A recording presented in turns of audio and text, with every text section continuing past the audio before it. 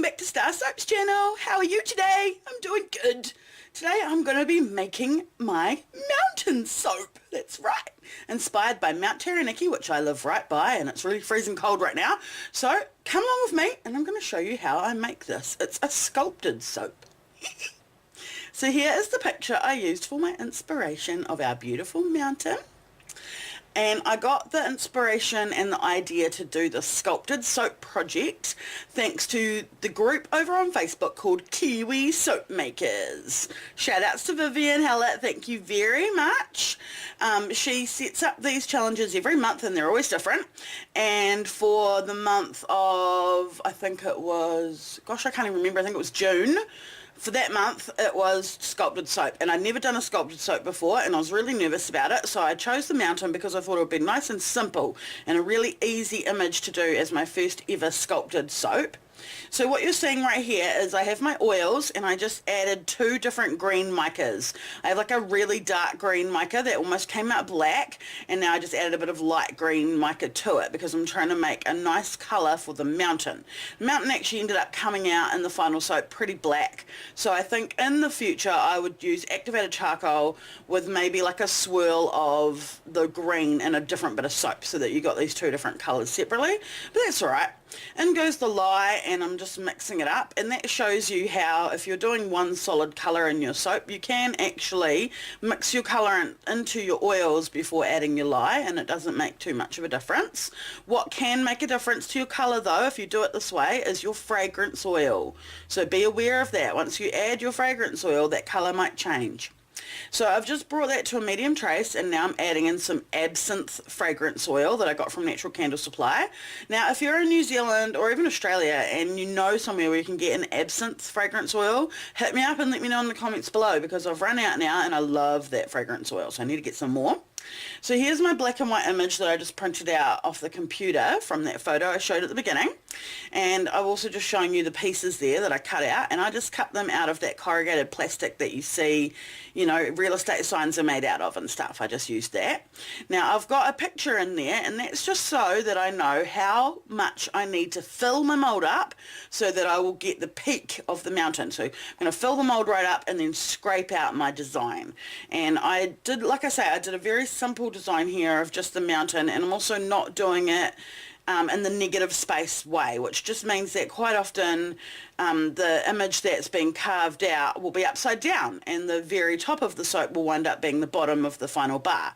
But in this case, it's not. In this case, it's going to be the right side up. So I'm going to be scraping the mountain out, and you'll see what I mean.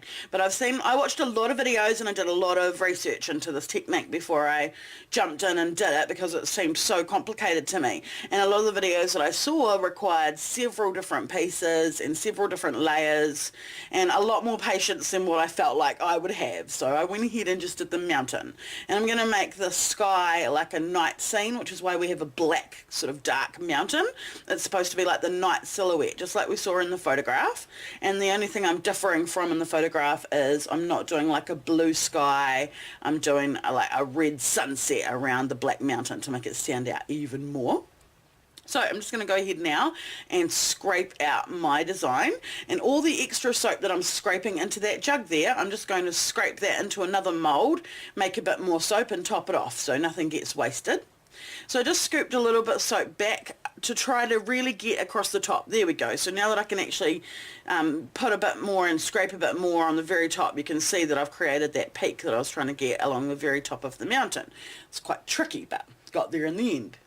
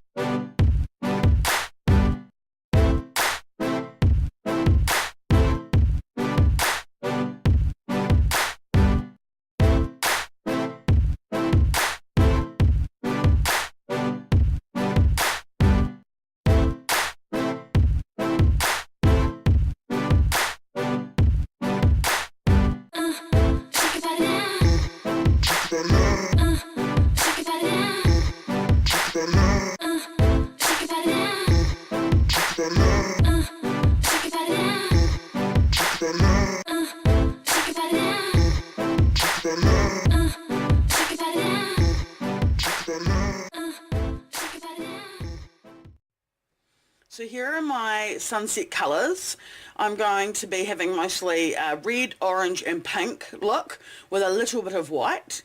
So what I thought I would do is I thought I was going to try to drizzle some of the white over the mountain to try and make it look like he had snow on him. But I realised that if I did that, I would affect the shape, which I worked so hard to create, and I did not want to do that. So I stopped that right away, and I went ahead and just started pouring in my colours just at random so that they would create sort of like those different layers that you see in a sunset, and also, you know, some white in there as well, just to sort of bust away and to give like that contrast. It's hard to explain, but you'll see in the final soap what I mean. The little white dollops going in now seem a little bit off, and it's like, what are they? But when you see it in the final soap, it actually looks really good. It sort of looks like clouds in amongst the sunset or something. It's really pretty, and I'm really happy with how it came out. I love the scent. That absinthe fragrance oil is so good. It's so nice for men and women. It's very kind of an earthy but also spicy kind of a scent. So I'm just going to go ahead now and layer up the rest of these colours, and then I'll fluff around and do a pretty top.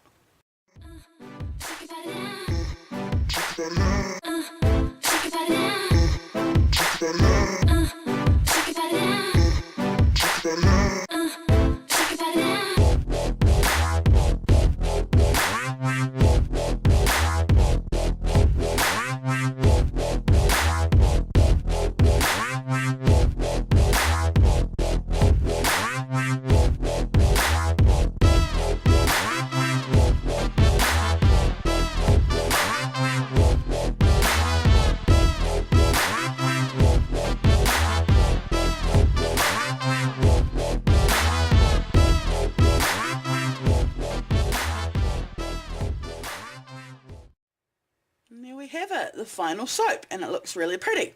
So the only thing I went ahead and did off camera is I took a spoon and I sort of ridged along the edges of the soap to try and give it like a textured top. So you can see that here.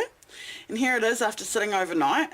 And it's particularly cool because it's mould that I lined with freezer paper first, so easy to pop it out, so much easier than working with my silicone liners.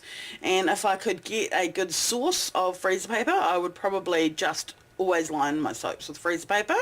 But I'm also a little bit of a frigolista and I hate to waste anything, so that's why I really kind of like using my silicone liners, because I can just wash them out and use them over and over and over again. So the soap on the bottom, the mountain soap, was very hard, but the soap on the top that made our beautiful sunset is a little bit soft and squishy to the touch.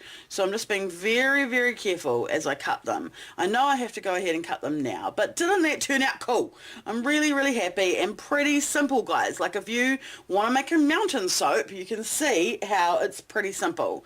I really wanted to get that extra ridge that our mountain has on it on the left hand side, and it only came out on some bars. Like it didn't, most of the bars, it just looks like a plain mountain that goes straight up and straight down.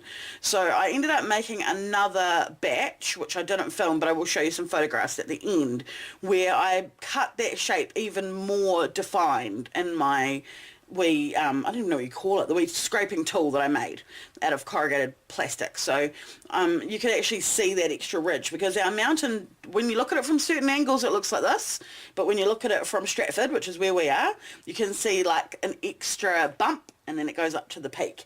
So I worked on that, and I ended up making a daytime and a nighttime. So I've got like a daytime soap where the mountain is green, I think, and then the sky is blue, and this is the nighttime soap where the mountain's like black and the background is all red from the cool fiery red sunset. So yeah, these ones were stuck together, and I had to bring them back and cut them again, and that's cool because it took that end slice off. So I was actually kind of happy with that, because in every soap you can see the mountain really beautifully on both sides.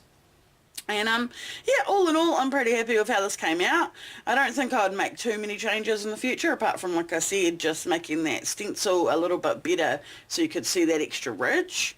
So I've got some pictures now of the soap in the mould, and then also of the cut bars, and you'll also see some pictures of those daytime soaps I talked about.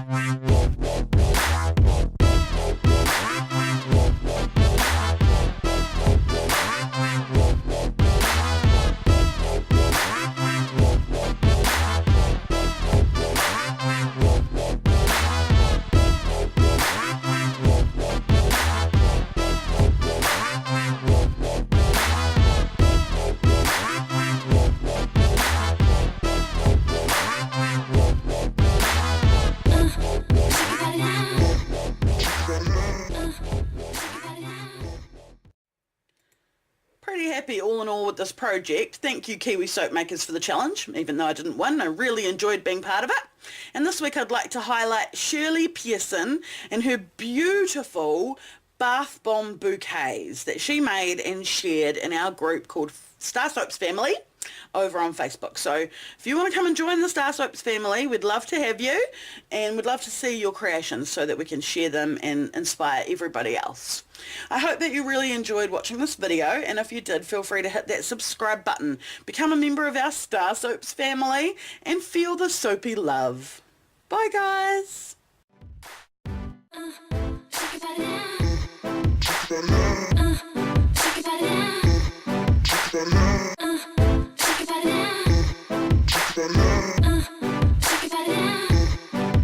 down.